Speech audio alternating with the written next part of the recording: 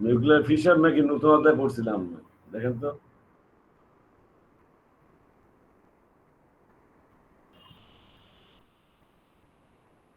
নতুন অধ্যায় কি শুরু করছিলাম?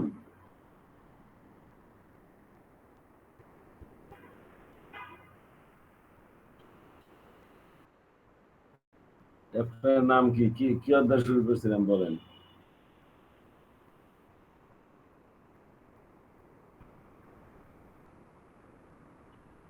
আমরা কি ওয়েভ এন্ড অসিলেশন শুরু করছিলাম? জি স্যার, ওয়েভ এন্ড অসিলেশনের স্যার আমাদের ক্লাসে করাইছিলেন ম্যাথ। একেবারে একটা ম্যাথও দেখাইছিলাম, তাই না? জি স্যার, একটা ম্যাথ দেখাইছিলেন।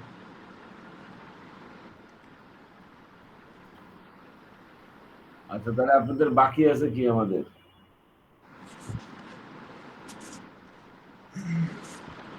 স্যার আপনি আর একটা শীট দিছিলেন স্যার, দুইটা।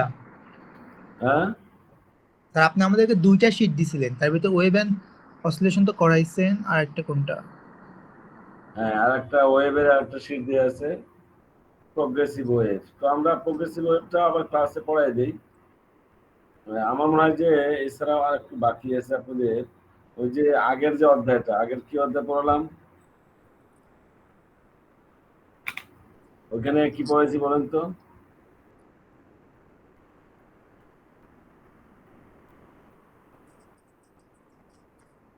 নিউক্লিয়ার ফিজিক্সে।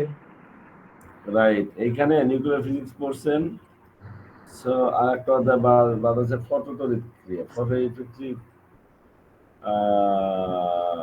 Quantum mechanics.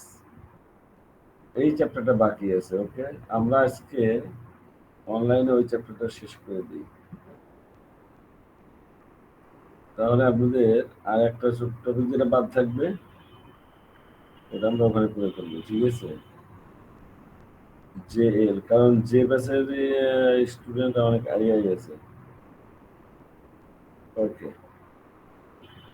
আমরা জাস্ট বেছে বেছে আমরা এখান থেকে ইম্পর্টেন্ট কোশ্চেন গুলো পড়বো, ঠিক আছে? হতাশার কিছু নাই। এই তো যেগুলো মোস্ট ইম্পর্টেন্ট সেগুলো নিয়ে আমরা কথা বলবো। একটু আমরা স্ক্রিন শেয়ারে আসি।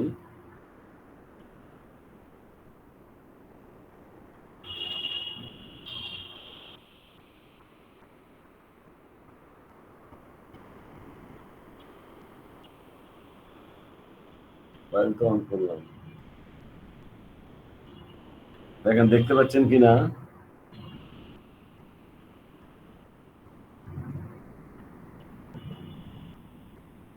দেখা যাচ্ছে?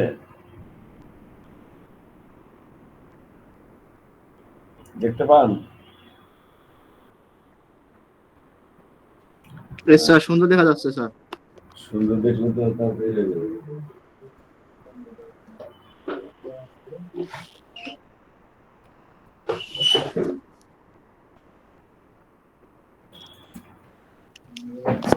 আমরা এই চ্যাপ্টার নোটটা কি আপনাদেরকে দিছি আমি?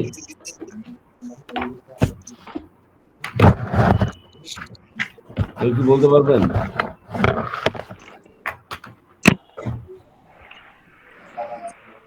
না স্যার, এটা দেওয়া হয় নাই স্যার। দিছি মনে হয়, কোনো এক জায়গায় ভুল করতেছেন, দেখেন। Quantum physics radiation. দেয় নাই?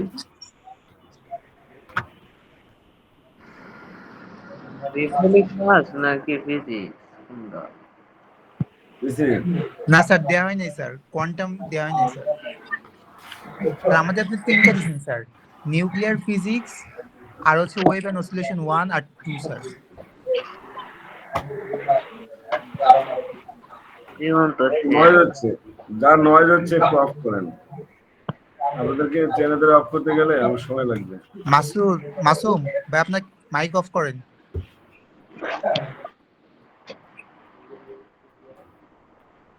এত ক্লাস উপরে না ভদ্র ছেলে।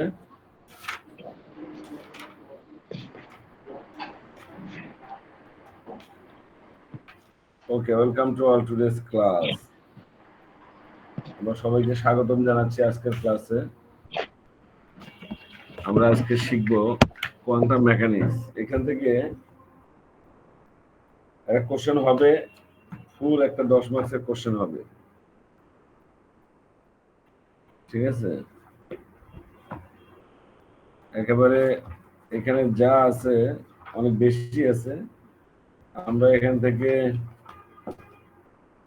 পুরোটা না হোক, মোটামুটি যেগুলো ইম্পর্টেন্ট কোশ্চেন একটু কিন্তু সবাইকে পড়তে হবে,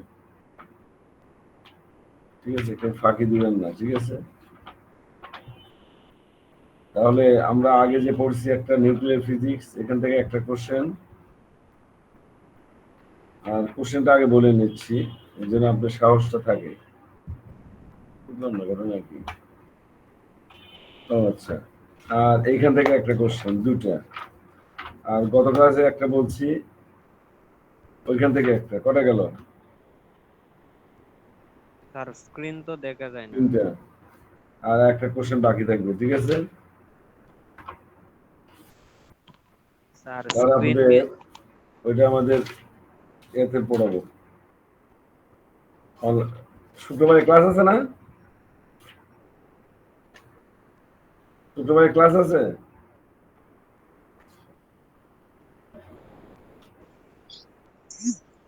এই শুক্রবারে কি ক্লাস আছে বলেন তো, কথা বলেন তো। না স্যার, আমাদের শুক্রবার ক্লাস হবে না স্যার। কারণ শুক্রবার ল্যাব ফাইনাল পরীক্ষা স্যার। কি হয়েছে শুক্রবারে? Lab final sir. সবারই পরীক্ষা হবে না শুক্রবারে? জি স্যার। স্যার আমাদের অফলাইন ক্লাস হবে না স্যার, ডিরেক্ট পরীক্ষা।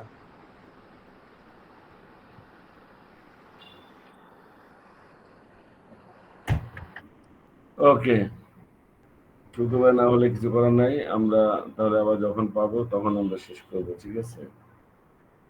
জি স্যার। আমরা যেখানে ছিলাম, স্ক্রিন শেয়ারে কি দেখা যাচ্ছে? না স্যার, শেয়ার হয়নি স্যার। শেয়ার শেয়ার হয়নি এখনো? না স্যার। তাহলে আমি কি নিজে এটা ডিলিট করে ফেলছি, অফ করে ফেলছি?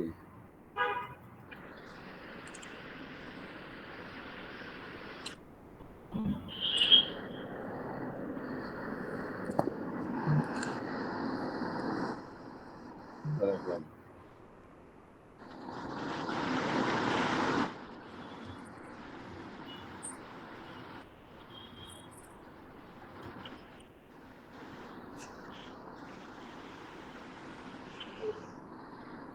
ওকে, এবার আবার দেখেন।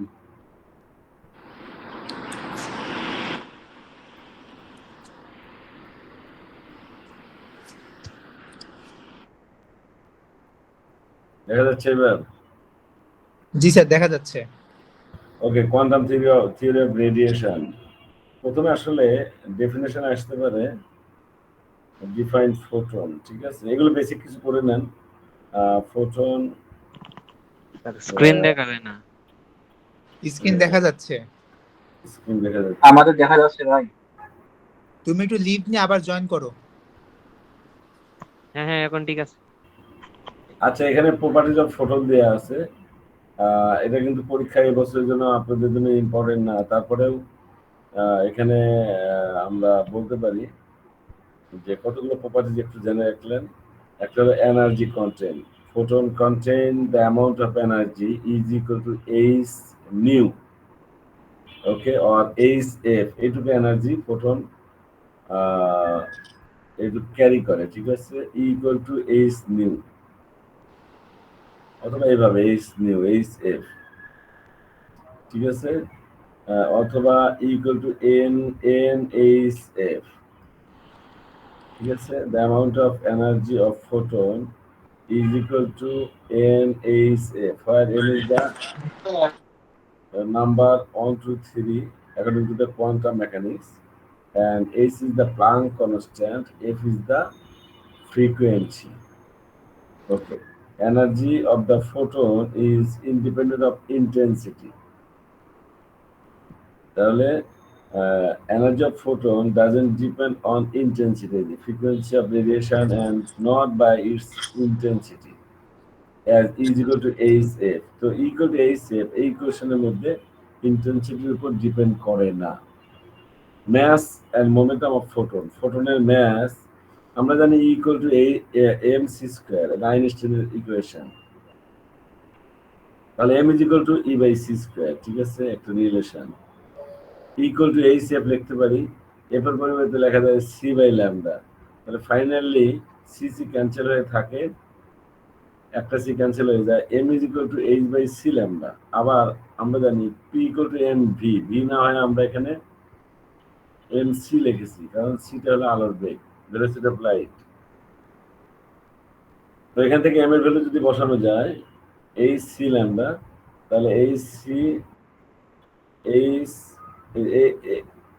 m is equal to h f by c square, এটাও লেখা যেতে পারে, ইনটু c, একটা c ক্যান্সেল হয়ে গেল, দেন p is equal to h f by c। পরের লাইন লেখা যায়, এই যে পরের লাইনটা আমরা এখানে এখান থেকে h c by lambda, এখান থেকে আমরা জাস্ট যদি আমরা একটু পরপর লিখি তাহলে p is equal to h by lambda এটা হয়।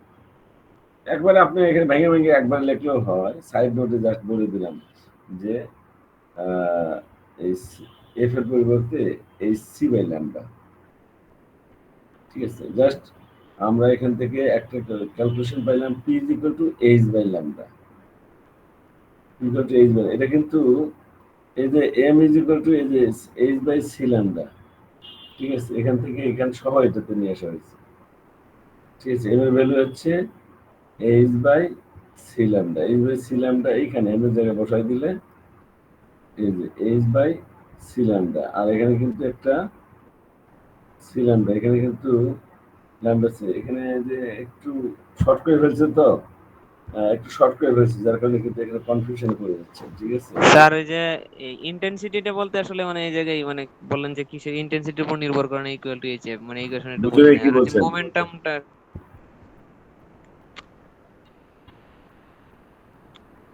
এই বলেন p is equal to mv, এটা মোমেন্টাম না,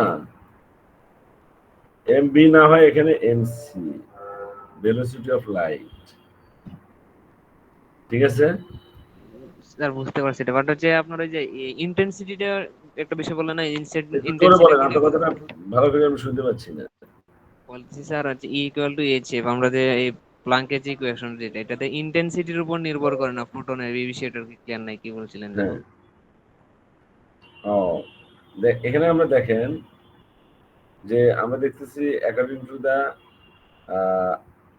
মানে Einstein law, Einstein theory equal to H F, না এটা আইনস্টাইন না, এটা প্লাঙ্ক। হ্যাঁ, প্লাঙ্কের theory equal to H F. তো এই সমীকরণে ইকুয়াল টু এইচ এফ, এখানে কিন্তু ইন্টেন্সিটিটা নাই।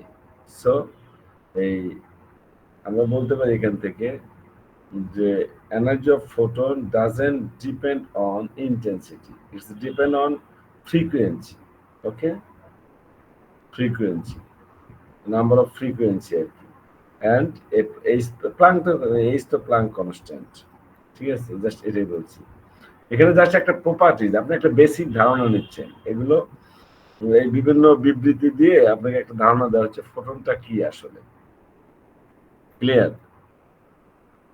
আর ফোটনের মোমেন্টাম হলো h বাই ল্যামডা, অথবা এরকমও লেখা যেতে পারে h is equal to p lambda, মানে আর গুণ করলেও বলা যেতে পারে, বা lambda is equal to h by p, ঠিক আছে, বুঝতে পারছেন? আচ্ছা, ফোটনের আর একটা প্রপার্টিজ হলো নন ইলেকট্রিক নেচার অফ ফোটন। ফোটনটা মানে এটা সে ইলেকট্রিক নেচার শো করে না, ঠিক আছে, মানে এটা আয়োনাইজড হয় না, নন আয়োনাইজড। যেমন দুটো চার্জ পার্টিকেল একজন একজনকে অ্যাট্রাক্ট করে, মানে আপনার যদি চার্জ পার্টিকেল হয় তাহলে নেগেটিভ পজিটিভ চার্জ কি করবে, অ্যাট্রাকশন থাকবে, এখানে আয়োনাইজড হচ্ছে না। Okay, that's why it is unaffected, okay, by electric and magnetic field. Clear? মানে বাংলায় যদি বলেন ফোটন চার্জ নিরপেক্ষ একটা কণা। Clear sir?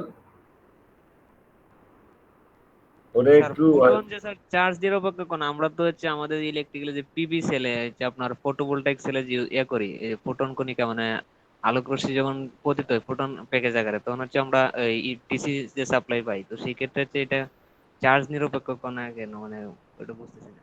হ্যাঁ, লাইনে আসছেন। আপনার কি নাম?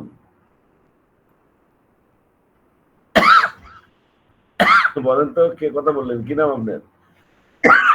হ্যাঁ, ইয়াসিন নাকি? কি নাম? থেকে কথা বললাম। রাহাত। আপনি মনে রাখবেন একটু পরেই, 10 হ্যাঁ মিনিট স্যার পরেই শুনতেছি। আপনি, 10 মিনিট পরেই আপনার কোশ্চেন অ্যান্সার আপনিই দিবেন, ঠিক আছে? একটু লাইনে থাকেন। আচ্ছা, রেস্ট অবস্থায় এটা ম্যাস জিরো, এটার ভেলোসিটি আলোর ভেলোসিটির সমান। আমরা ফোটনের চরিত্রটা পড়তেছি, ঠিক আছে? ক্যারেক্টারিস্টিক প্রপার্টিজ, এর ভেলোসিটি আলোর বেগের সমান। এটা জিরো রেস্ট ম্যাস, ঠিক আছে? তার মানে রেস্ট পজিশনে এটা mass zero. Photon can exist at rest, সে আবার রেস্ট অবস্থানও নেয়, ঠিক আছে? Can't exist. ওকে, জিরো রেস্টে it has zero rest mass. আচ্ছা, মানে ম্যাস নাই তার, সহজ কথা। Photon travel in a straight line, সে সোজা পথে চলে। ওকে, এগুলো হচ্ছে ফোটনের, এখানে অলরেডি বলেছি, delivered by magnetic and electric field, not deviated, মানে বিক্ষিপ্ত হয় না, ঠিক আছে? তারপরে ডিফ্রাকশন আন্ডার গিভেন কন্ডিশন, সে ফোটনটা ডিফ্রাকশনের ধর্ম দেখায়। এগুলো ফোটনের বৈশিষ্ট্য বললাম। ওকে, এখান থেকে আমরা যেটা দরকার আপনাদের, মাসুদ মিয়া, যেটা দরকার তা হলো ডি বগলি ওয়েভ কাকে বলে, ঠিক আছে? এটা হলো ডেফিনেশন দরকার। ওয়েভ পার্টিকেল ডুয়ালিটিটা একটা কনসেপ্ট দরকার, ঠিক আছে? এটা আগে ডি বগলি ওয়েভটা জানেন। ডি বগলি ওয়েভটার ডেফিনেশনটা আমি যদি আমারটা দিতাম ভালো হতো। এখানে তো নাই, কোথায় দিয়ে দিয়েছিলাম ক্লাসে? De Broglie wave. আচ্ছা দেখেন, Louis de Broglie in 1924 proposed that everybody has dual nature, one particle nature, another is wave nature। মানে ডিবগলি বলতেছে, সায়েন্টিস্ট লুইস ডিবগলি, যে একটা moving particle can be associate with a wave, মানে এটাও বলা যেতে পারে, এখানে যা লেখা আছে, ওয়ান ইজ মোশন, ঠিক আছে, অ্যানাদার ইজ ওয়েভ, অথবা every moving particle has wave, এটা সহজ করে যদি বলতে পারি, ঠিক আছে? এটা ডিবগলি বলতেছে, অ্যাকর্ডিং টু হিজ নেম বা according to the name of the proposer, যিনি প্রপোজ করেছেন, this wave is known as de Broglie wave, ঠিক আছে? মানে every moving particles, okay, has the associated with a wave, according to proposer, this wave is called de Broglie wave. বুঝতে পারছেন? একটা চলন্ত বস্তুর সঙ্গে একটা ওয়েভ থাকবে, ওকে, এটা যিনি প্রস্তাব দিয়েছে, প্রস্তাবকারীর নাম অনুযায়ী ওই ওয়েভের নাম হলো ডি ব্রগলি ওয়েভ, ঠিক আছে? আমরা কিছুক্ষণ আগে যেটা পড়লাম, lambda is equal to H by P, এটাই ডি ব্রগলি ওয়েভের রাশিমালা। ভাই শুনতে পাচ্ছেন নাকি আপনারা? জি স্যার, শুনতে পাচ্ছি স্যার। আচ্ছা দেখেন, ইকুয়াল টু এইচ এফ, এটা একটু মনোযোগ দিয়ে শুনতে হবে, পরীক্ষায় এটা আসবে। Equal to H F, F এর পরিবর্তে লেখা যায় সি বাই ল্যামডা। ওকে, তাহলে পরের লাইনে আমরা ল্যামডাকে যদি বাম পাশে নিয়ে এসে এই এইচ এফটাকে ডান পাশে নিয়ে আসি, তাহলে H C by lambda is equal to কি লিখতে পারি? H C by H C by H C by H F, না এটা না, দরকার নেই। এইচ সি বাই ল্যামডাকে যদি আমরা বাম পাশে এইচ সি বাই ই লেখেন, ই ই ই। স্যার ডিবাগলি স্টেটমেন্ট একটু বাংলা একটু আবার বলেন, মানে বুঝলাম না, মানে এই ক্যালকুলেশন বুঝছি এগুলা। আচ্ছা, ডিবগলি, প্রত্যেকটা চলমান বস্তুর সঙ্গে একটা ওয়েভ থাকে, তরঙ্গ থাকে। ওকে, প্রস্তাবকারীর নাম অনুযায়ী মানে অ্যাকর্ডিং টু ডি বগলি, তার নাম অনুযায়ী এই তরঙ্গকে বলা হয় ডি বগলি তরঙ্গ।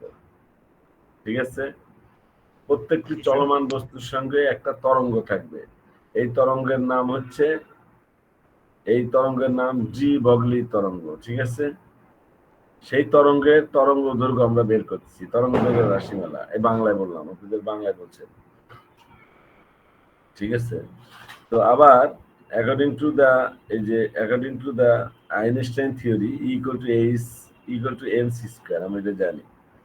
তাহলে equal to M C square is equal to H C by lambda. পরের লাইন, এখানে কিন্তু এইটুকু না দিলেও চলতো, আপনার শুধু এটা প্রমাণের জন্য নিচের এটা লিখলেই হবে।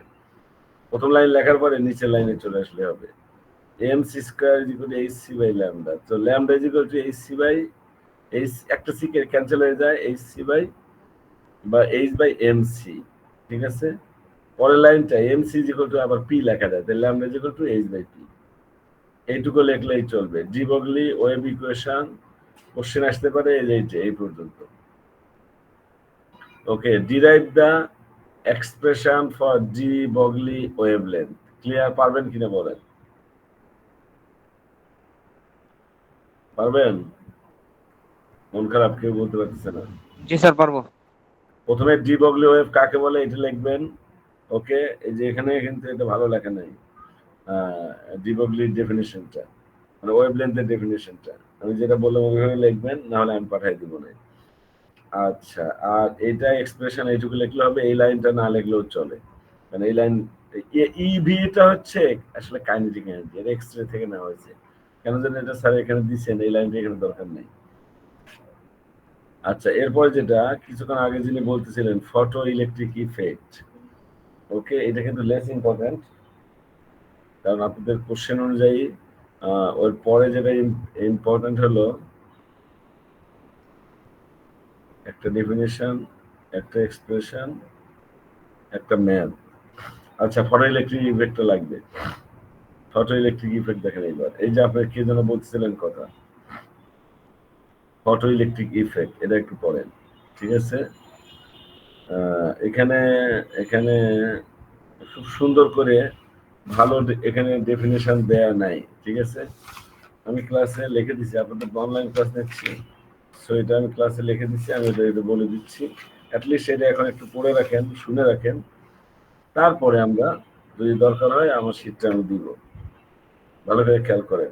When light of suitable and high frequency is incident on metal surface, electrons are emitted from that surface.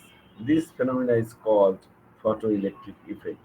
Mister Masud যিনি বলতেছিলেন, যখন ফোটন বা আলো একটা মেটাল সারফেসে মানে উপযুক্ত কম্পাঙ্কের আলো, উপযুক্ত শক্তির আলো যখন এরকম আসতেছে, আলো আসতেছে এখান থেকে, যখন এই মেটাল সারফেসে এসে সে আলোটা পড়লো, তখন এই সারফেসে পড়লো, তখন কি হলো, এই সারফেস থেকে ইলেকট্রন নির্গত হবে, ইলেকট্রন ইমিট হবে। এই phenomena is called photo electric effect. আমরা অন্যভাবে বলতে পারি ফোটনের কারণে, আলোর কারণে ইলেকট্রন উৎপন্ন হয়, ইলেকট্রন নির্গত হয়, এই জন্য এটার নাম photon electron, photo electric effect. এবং যেই কারেন্ট এখানে উৎপন্ন হলো ফটো ইলেকট্রিক কারেন্ট। ঠিক আছে, ফটো কারেন্ট আমরা বলি, এখান থেকে যে কারেন্টটা উৎপন্ন হয়। ঠিক আছে, ফটো কারেন্ট। এখানে আপনাদের এখানে আরো কিছু বিষয় আছে, যেমন ফটো ইলেকট্রনটা কি। The electron emits from the metal surface are called photo electron. Metal surface থেকে যে ইলেকট্রনটা নির্গত হয় তার নাম ফটো ইলেকট্রন। এবং যে কারেন্টটা তৈরি হয়, the current which is produce from photo electric effect is called photo current. ঠিক আছে, স্যার এটা কি আলোর প্রতিফলনের পরে যেটা হয় এটা না? ফটো কারেন্ট বলেন, কি বলছেন আমি বুঝতে পারিনি। স্যার কোন একটা সারফেসের মধ্যে বা আলোটা যখন পড়ে ওটার একটা প্রতিফলন হয়, ওটা নাকি না এটা থেকে? আবির শুনতে পাচ্ছেন উনি কি বলে? জি স্যার, শুনতে পাচ্ছি স্যার। আমি তো ওনার কথা শুনতে পাইনি, আপনি একটু বলে দিন তো আমাদের কি বলছেন। স্যার বুঝি নাই ভালোভাবে কথা। তাহলে উনি কি বলছে আমাকে তো একটু শুনতে হবে, কিছু বললে তো একটু প্রপার হইতে বলা দরকার। বলেন কি বলছেন। স্যার বলছিলাম কোন একটা সারফেসের মধ্যে যখন একটা সূর্যের বা কোনো কিছুর আলো পড়ে, এই আলো থেকে যে মানে এই আলো একটা প্রতিফলন সৃষ্টি হয়, ওইটা থেকে নাকি মানে যে কারেন্টের সৃষ্টি ওটা নাকি? আরে ভাই, আলোর প্রতিফলন এক জিনিস, এই জায়গায় পরে দেশে তোমার আচ্ছা, আপনি একটু বুঝে নেন, আবার একটু বুঝে নেন। শুধু প্রথমে জানেন আলো পড়লো, আলো পড়ে একটা বস্তু থেকে কারেন্ট উৎপন্ন হবে, একটা মেটাল থেকে। ঠিক আছে, এই প্রক্রিয়ার নাম, প্রসেসের নাম ফটো ইলেকট্রিক ইফেক্ট। কিভাবে কারেন্ট উৎপন্ন হয় সেভাবে বুঝবেন। ঠিক আছে। আচ্ছা, এখান থেকে আপনার যে ইলেকট্রনটা নির্গত হয় তার নাম ফটো ইলেকট্রন, যে কারেন্টটা উৎপন্ন হয় তার নাম ফটো কারেন্ট। ঠিক আছে। এখান থেকে আপনার জানা দরকার থ্রেশহোল্ড ফ্রিকোয়েন্সি। ঠিক আছে। এই থ্রেশহোল্ড ফ্রিকোয়েন্সি ডেফিনেশনটা আপনার এখানে ভালো নাই, আমি বলে দিচ্ছি। এই যে the minimum value of frequency, the minimum value of frequency of the incident radiation at which electron can only be emitted from the metal surface is called threshold frequency। মানে ন্যূনতম যেই ফ্রিকোয়েন্সির কারণে একটা সারফেস থেকে কেবল ইলেকট্রন ইমিট হবে, ওই ফ্রিকোয়েন্সির নাম হচ্ছে থ্রেশহোল্ড ফ্রিকোয়েন্সি। এখানে সুন্দর করে দেয়া নেই। ওকে, এটা স্যার হয়তো কোথা থেকে নিয়েছে আমি জানি না। এখানে লেখা আছে the minimum frequency of the incident light which can cause photoelectric emission. The frequency is just able to eject electrons without giving them additional energy. Inner meaning ঠিক আছে, কিন্তু স্পষ্ট হয় নাই ওকে স্টুডেন্টের কাছে। তাহলে আমি এটা বলতেছি, দেখেন the minimum value of frequency of the incident radiation, তাহলে আপাতিত আলোর মধ্যে ন্যূনতম ফ্রিকোয়েন্সি যার কারণে কি হবে, electron can only be emitted, কেবলমাত্র ইলেকট্রন বের হবে। Okay, that frequency is called threshold frequency. Work function কাকে বলে? দেখেন, ওয়ার্ক ফাংশনের ডেফিনেশনটাও আপনাদের জানতে হবে। The minimum amount of energy which is necessary to start photoelectric emission is called work function.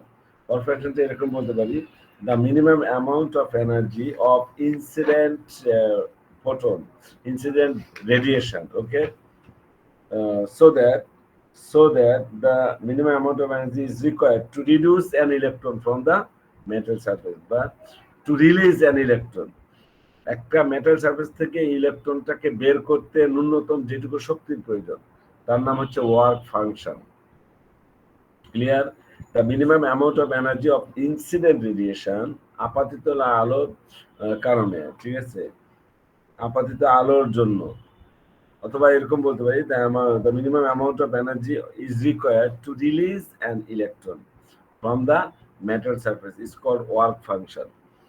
এটুকু ডেফিনেশন জানার পর এরপরে যেটা আপনার দরকার সেটা এইখানে আইনস্টাইন ফটোইলেকট্রিক ইলেকট্রন। যখন আলো পড়বে সেই আলোর শক্তি যদি হয় এইচ এফ বা এইচ মিউ, মাসুদ ভালো করে শুনে রাখেন, ওয়ার্ক ফাংশন যদি হয় ডাব্লিউ, মানে আলো পড়লো তার এনার্জি হলো ই এনার্জির আলো এসে পড়লো, তখন কি করবে, প্রথমে সেখান থেকে একটা ইলেকট্রনকে বের করবে, সেই ইলেকট্রন সেটুকুর কাজ হলো ওয়ার্ক ফাংশন ডাব্লিউ। তারপরে যেটুকু শক্তি পাবে সেই শক্তি নিয়ে ইলেকট্রন কি করবে, ওই যে একটা ইলেকট্রন বের করলাম বা বের হলো, সে ওই ইলেকট্রনটা ওই শক্তি নিয়ে সে দৌড়াইতে থাকবে, half M V square kinetic energy নিয়ে সে চলতে থাকবে। ঠিক আছে, মাসুদ যেটা বলতেছিলেন, ফোটন এসে পড়তেছে, ফোটনের কোনো চার্জ নাই, চার্জলেস পার্টিকেল, ফোটনের আছে এনার্জি, সে এসে কি করবে, যে মেটাল সারফেসের উপর পড়বে, ওই মেটাল সারফেসের মধ্যে তো ইলেকট্রন আছে, প্রোটন আছে, নিউট্রন আছে, ঠিক আছে, ওখান থেকে ইলেকট্রনকে তার শক্তি দেবে, ফলে ইলেকট্রন কি হবে, শক্তি পাবে, শক্তি পেয়ে সে এক্সাইটেড হবে। ঠিক আছে, তখন ইলেকট্রনকে প্রথমে মেটাল সারফেস থেকে আলাদা করে ফেলবে, কিছু শক্তি ব্যয় হবে, সেটার নামই হলো ওয়ার্ক ফাংশন। এবং বাকি শক্তি নিয়ে ইলেকট্রন এই ভি ভেলোসিটিতে ইলেকট্রন দৌড় দেবে, চলতে থাকবে। ঠিক আছে, এবার বুঝছেন ফোটনের যে চার্জ নাই,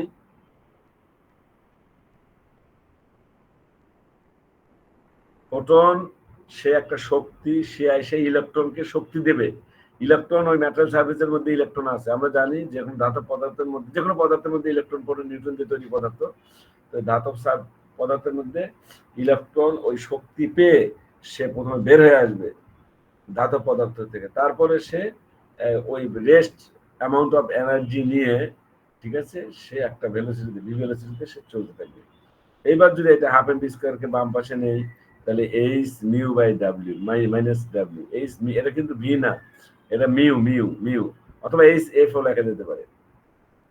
ঠিক আছে, half M V square is equal to H F minus W nought. W nought কে লেখা যেতে পারে এরকম, ডাব্লিউ নট কে এইচ এই মিউ নট লেখা যেতে পারে। ঠিক আছে, যে নিচে লেখছে এখানে, হ্যাঁ, তাহলে H mu minus H mu nought, বা এফ নট লিখতে পারেন, H F minus H F nought. এইটুকু একটু শর্ট করে দিয়েছি আপনাদের এখানে।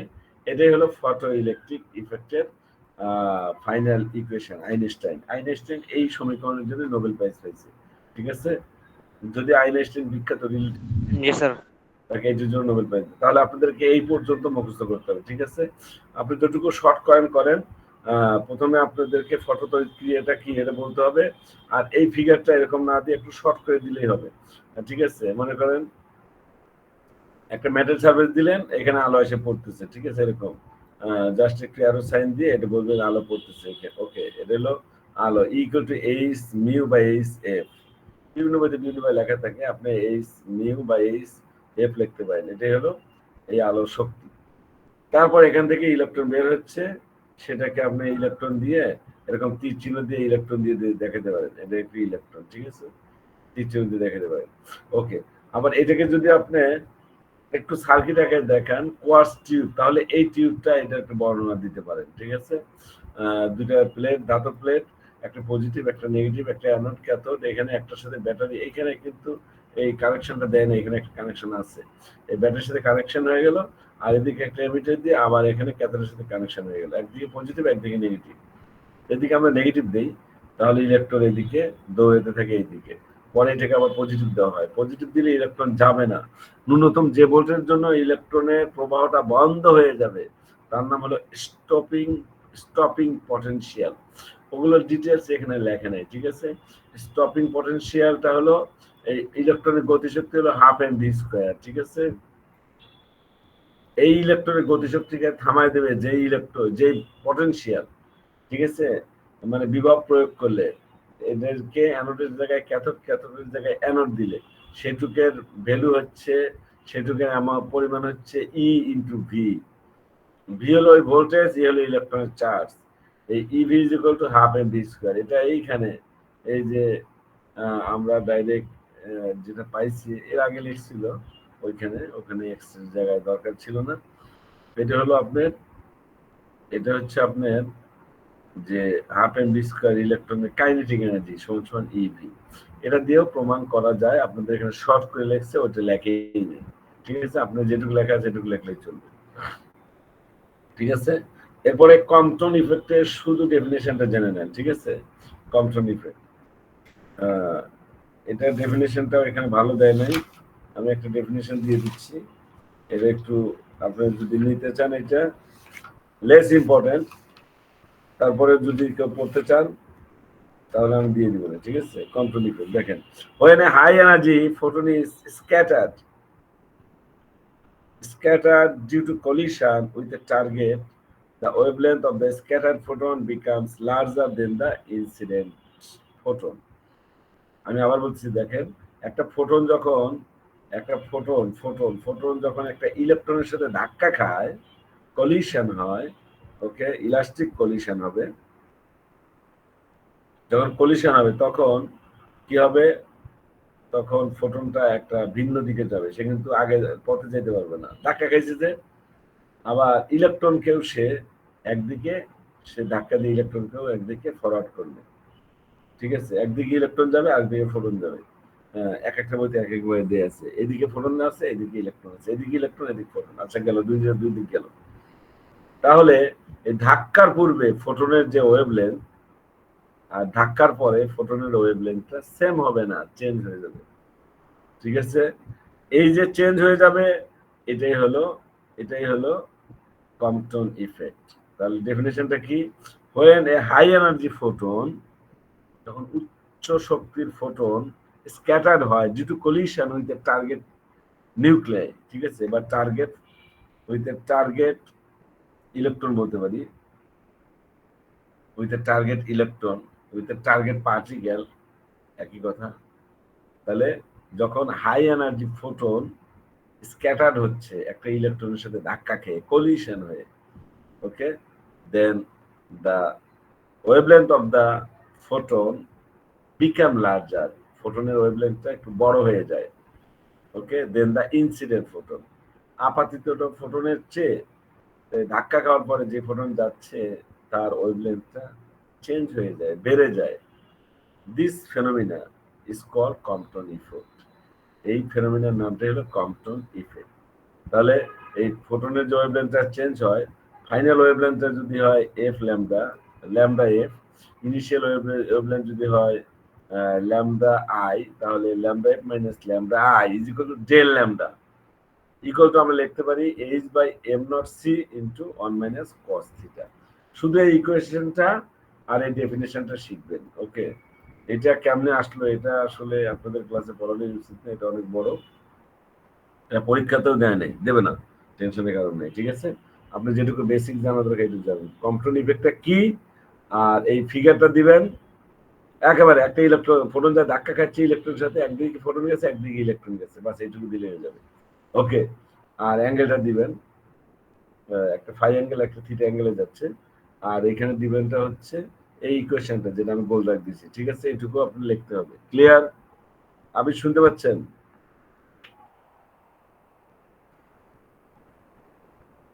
নাই, আমি নাই, ঘুমাই গেছে। জি স্যার, শুনতে পাচ্ছি স্যার। গুড। যদি জি স্যার, শুনতে যদি জি শুনতে পারেন তাহলে শুনতে ভালো। পাচ্ছি। এখানে আপনি খুব ইজি ভাবে এই যে ফোটনের একটা এখানে একটা এই যে একটা ম্যাথ করেন, lambda prime minus lambda equal to H by M not C 1 minus cos phi. এই জাস্ট একটা একটা ম্যাথ এখানে শিখে রাখেন, এটা খুবই ইজি, মানগুলো বসায় দিলেই এই ল্যামডা প্রাইমের মানটা হয়ে পাই যাবেন, ঠিক আছে। খুবই ইজি, পানির মতো সহজ, এটার মধ্যে মানটা বসায় দিলেই পারবেন, ঠিক আছে। অনেকে ভয় পেয়ে যাবেন, ভয়ের কোনো কারণ নেই। 1 minus cos 1 minus cos theta, okay, theta মান দেয়া আছে, কত দেয়া আছে 60 ডিগ্রি, 60 ডিগ্রি দেয়া আছে, cos 60 ডিগ্রি ভ্যালু বসালে 1 মাইনাস, ওখানে ক্যালকুলেশন করলে একটা ভ্যালু পেয়ে যাবেন, ওই ভ্যালুটাই আছে এখানে। আচ্ছা, এরপর যেটা দরকার আমার, যেটা মোস্ট ইম্পর্টেন্ট, তা হলো এখানে মোস্ট ইম্পর্টেন্ট হলো আপনার যে ম্যাথগুলো, তা হলো ওয়েভলেন্থের ম্যাথ, ঠিক আছে এইটা। আচ্ছা দেখেন, ওই ম্যাথটা পড়বেন অবশ্যই, আর ফোটনের একটা ম্যাথ পড়েন, তিনটা ম্যাথ শিখেন, ঠিক আছে। তিনটা ম্যাথ শিখলে আপনি পেয়ে যাবেন। আরেকটা হলো এইটা শিখেন, এই যে দেখেন, এই দেখতে পাচ্ছেন, calculate the momentum of electron passing দেখা যাচ্ছে স্যার। ডি ব্রগলি ওয়েভলেন্থ এত মিটার। তাহলে ডি ব্রগলি ওয়েভলেন্থ দেয়া আছে, এখন ওই ফোটনের momentum calculate the momentum P বের করতে হবে। তাহলে আমরা যদি P is equal to H by lambda, ল্যামডার মান দেয়া আছে, P is equal to H by lambda, এই যে এখানে P is equal to H by lambda, direct এটা লিখলে হয় ফর্মুলা, মানটা বসায় দিবেন, এটা রেজাল্ট। ক্লিয়ার? পারবেন না? এর স্যার চেষ্টা করবো। আবার চেষ্টা, অনেক সহজ, চেষ্টা শেষ, আমি করবো। আচ্ছা, এবার দেখেন, এইটা হলো সবচেয়ে বেশি ইম্পর্টেন্ট। এটা একটা energy required to remove electron from sodium is 2.3 electron volt. Dues does sodium show photoelectric effect for orange light of wavelength 6800 Armstrong unit. তাহলে একটা সোডিয়াম পরমাণু থেকে আসলে ফটোইলেকট্রিক ইফেক্ট হবে কিনা, সোডিয়াম প্লেট থেকে, প্লেট,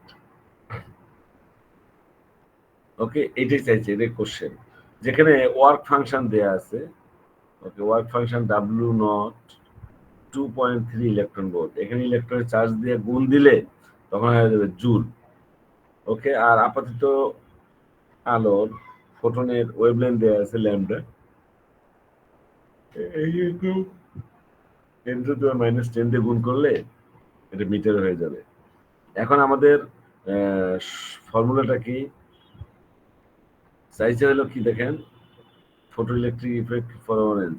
আচ্ছা, আমরা এখানে যে ওয়ার্ক ফাংশন দেয়া আছে, এখানে আমরা work function W not is equal to H F not বা মিউ নট, মিউ নট এখানে লেখা আছে, এফ নট লেখা যেতে পারে।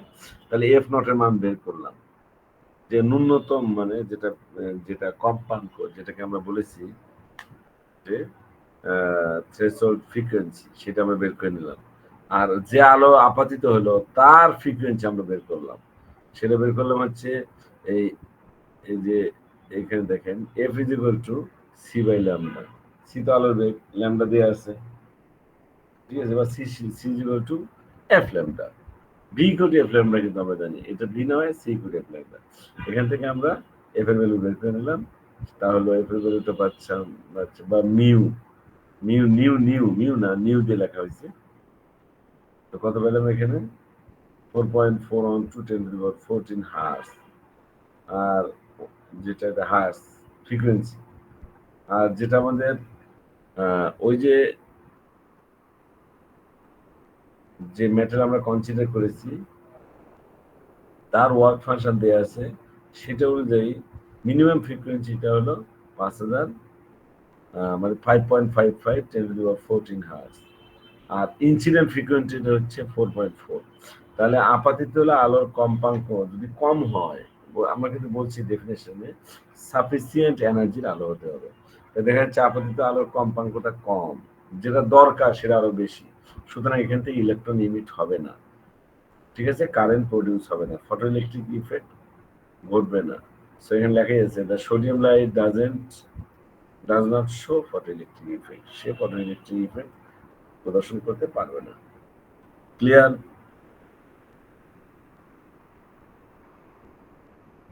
আমি 3টা ম্যাথ দেখালাম, ছোট্ট ছোট্ট 3টা ম্যাথ দেখাইছি, আর বেশি দেখাবো না, কারণ বেশি দেখালে পারবেন না, পরে রাগারাগি করে বাদ রাখবেন, ঠিক আছে।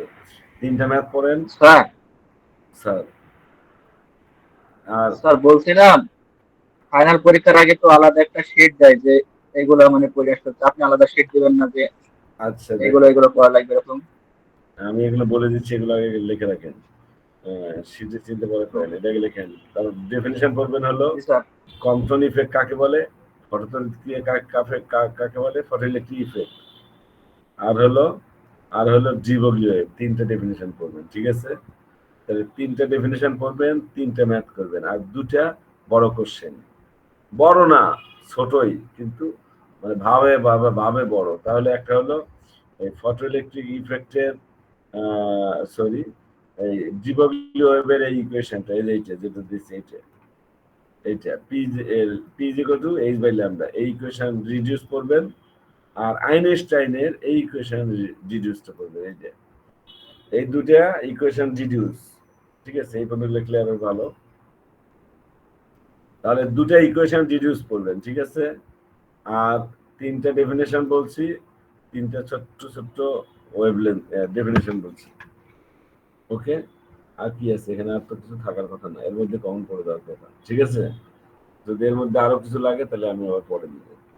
এই শীটের কিন্তু অনেক কিছু আছে, এত কিছু পড়ার দরকার নাই, যেটুকু বললাম এটুকু পড়বেন, এটুকু মুখস্থ করে ফেলবেন। কালকে যদি আপনার পরশু দিনের ক্লাস না হয় তাহলে কিন্তু একটা ক্লাস মিস হয়ে গেল। সো কোনো কিছু ঝুলাই রাখবেন না, ঠিক আছে। আবির কি বুঝতে পারছেন আমার কথা? স্যার স্যার পরীক্ষার আগে কয়টা ক্লাস আছে আপনার? এখন বলেন আমি কি কি বললাম আজকে, আর পড়ার না কি কি পড়তে বললাম আজকে সেটা বলেন, আবির বলেন। স্যার কোয়ান্টাম থিওরি, তারপরে স্যার হচ্ছে ফটোভোল্টাইক ইফেক্টের এটা পড়তে হবে স্যার, তারপর নিউটন, তারপর ম্যাথ 3টা করাইছেন স্যার, তারপর ওয়েভ লেন্থের ম্যাথ, 3টা ম্যাথ, সহজ ডি কথা, ব্রগলিন 3টা ম্যাথ, ওয়েভ। 3টা ডেফিনিশন, জি 3টা স্যার, ম্যাথ, 3টা সংজ্ঞা, ঠিক আছে। জি স্যার।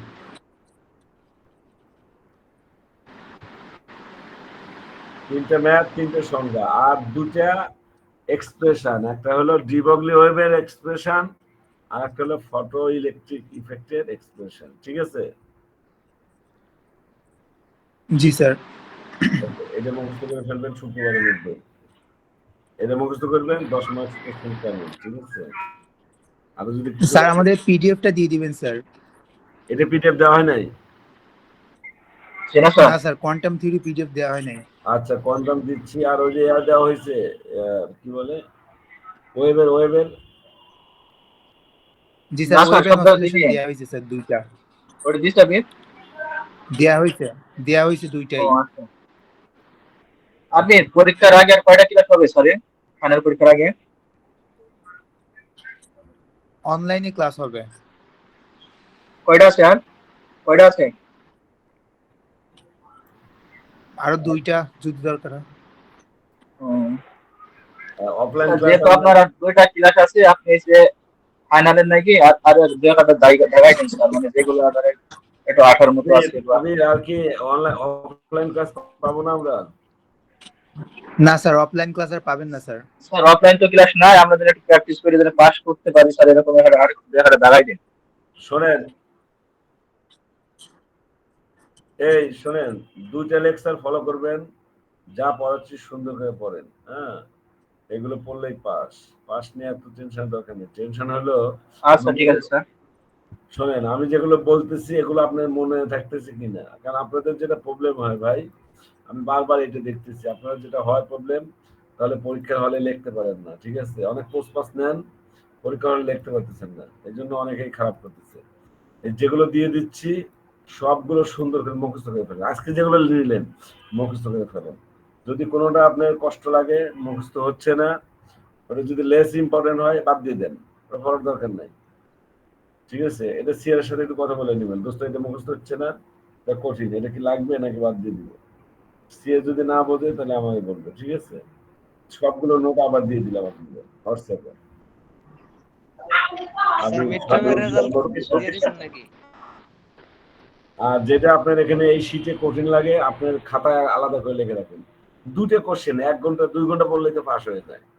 পরীক্ষার আগের দিন যদি কারো কোনো কনফিউশন থাকে, ওই দিন তো আর অন্য সাবজেক্ট পড়েন না, পড়েন, জীবনে ফেল না, আপনার একটা স্ট্যান্ডার্ড জিপি হবে। এই পরীক্ষাও কিন্তু অনেকে কালকেও খারাপ গেলাম, অনেকে 27, 28, 29 পাচ্ছে 30-এর মধ্যে।